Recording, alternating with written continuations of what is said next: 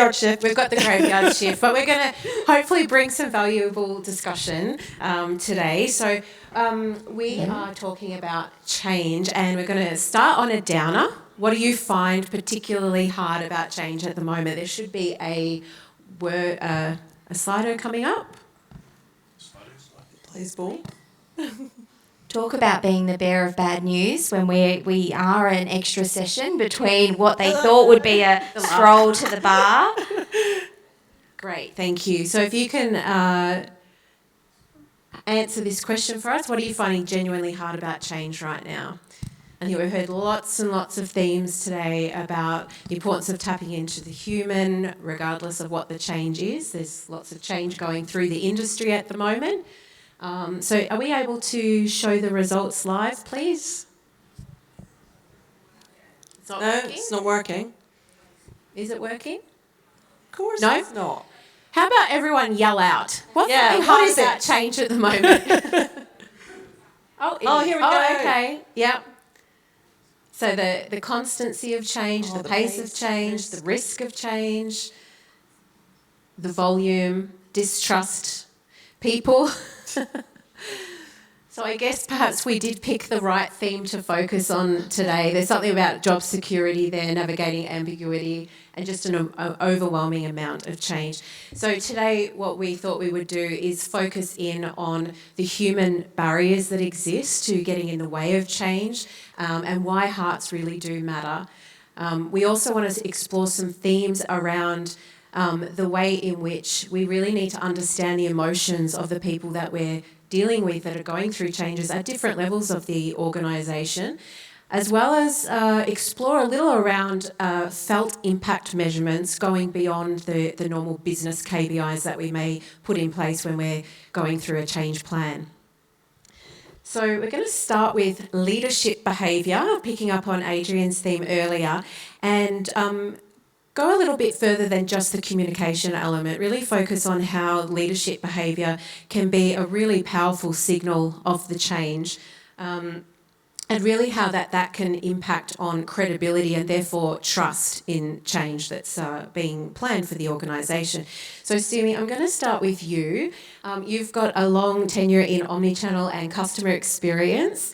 So when you've needed colleagues to work in an Omnichannel way or a new way of working to be more customer-centric, what was one behaviour that leaders needed to signal to the business that this is real? Yeah. Great question, and there's many, and I'm thinking back to that one around resilience. Anyone that goes into change is resilience, but from a leader, I think, and certainly we've got our lovely GM here today, Nat, a big thing that we've seen is transparent and open communications. And I think it goes back to Adrian's presentation. It has to be absolutely crystal clear. So acknowledging where we are at today, and it might not be a pretty picture, but that's okay. But being really clear about where we're going, I think often it's lost in translation. This is where we're headed. That we've got this fast pace of change coming, and it's not really clear, well, where do you want us to go with this? And I think a leader that really signals that transparently, but also opens the door to two-way communication.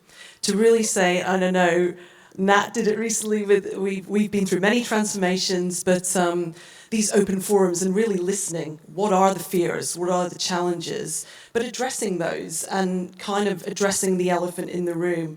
And I just remember one phrase that we hear about a lot, and you may have heard it in your own organizations. Anything with change, progress, not perfection.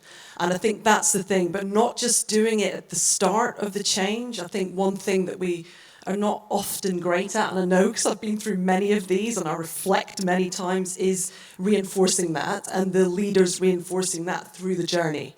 So we don't lose sight, because I think when you get that inertia and that like, oh, we're in it still, we maybe haven't revisited that and said, okay, this is where we were, we've moved to here, yes, we've been on road bumps, but we've made progress. So I think that's some of the clear parts.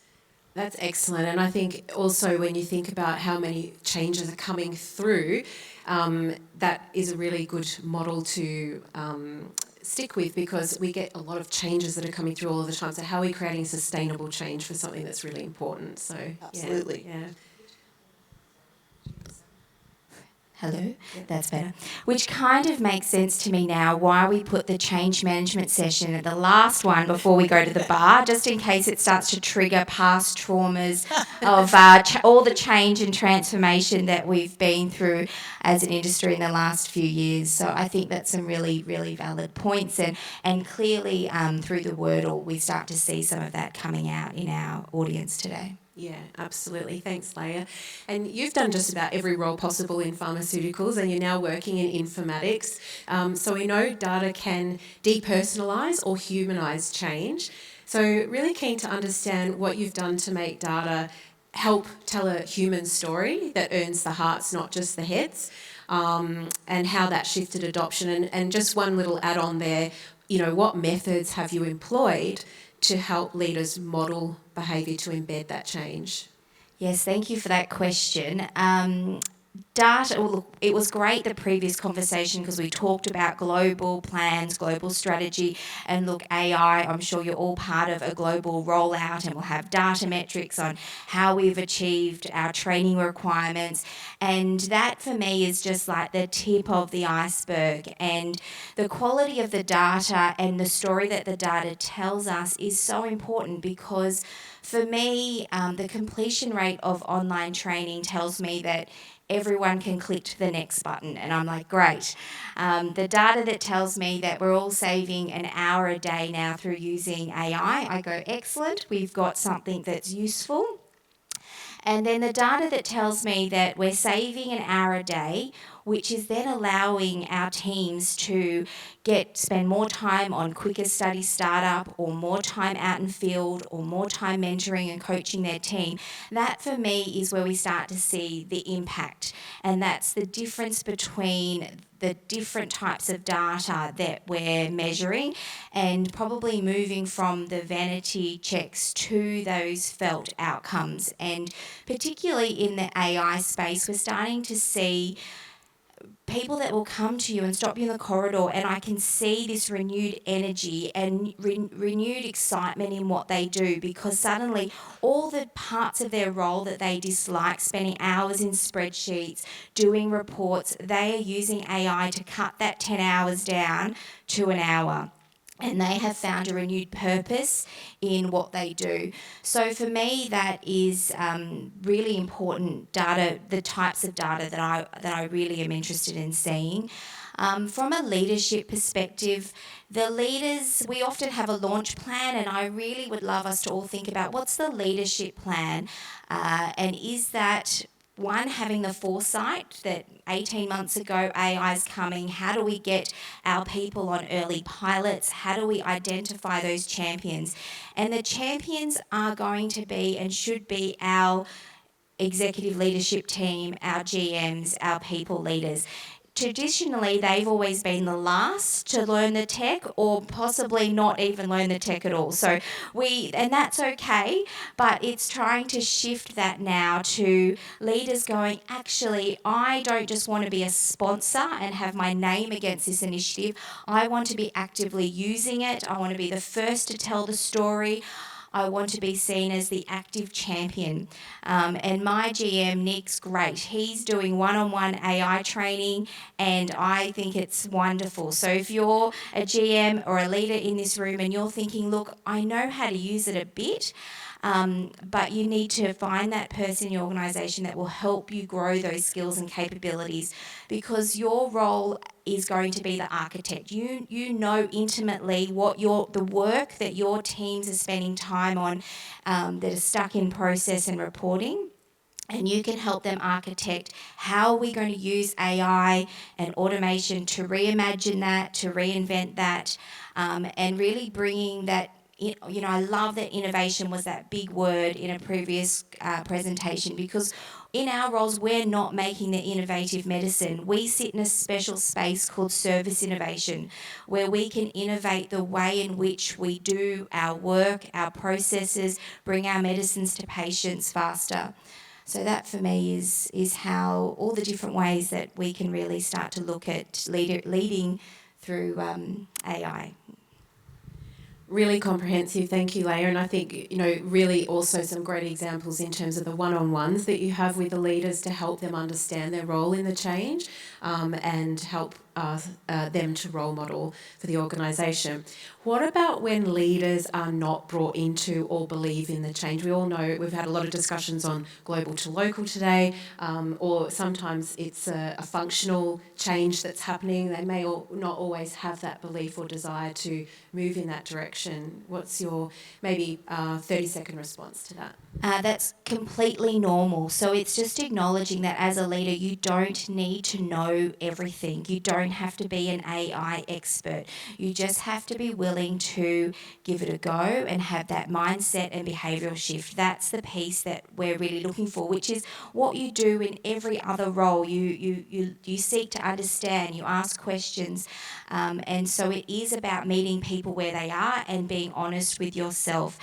What are your fears? What are your doubts? Where are you not comfortable? And most of the time it comes from a place of not having that knowledge. So an example of that recently is I had someone very senior in global, and we wanted to share, we were so excited to share stories about our automation and the little robots that we were building, and he was sitting there thinking, oh my gosh, what are they doing? They're building robots. And he was thinking a physical robot, not an automation in the background. So it's and I think that's what we just have to realise as leaders. It's okay to not quite be on the journey, but I hope that from today, if there's one thing you'll walk away with, it'll be, okay, I need to get on the bus because the bus is moving.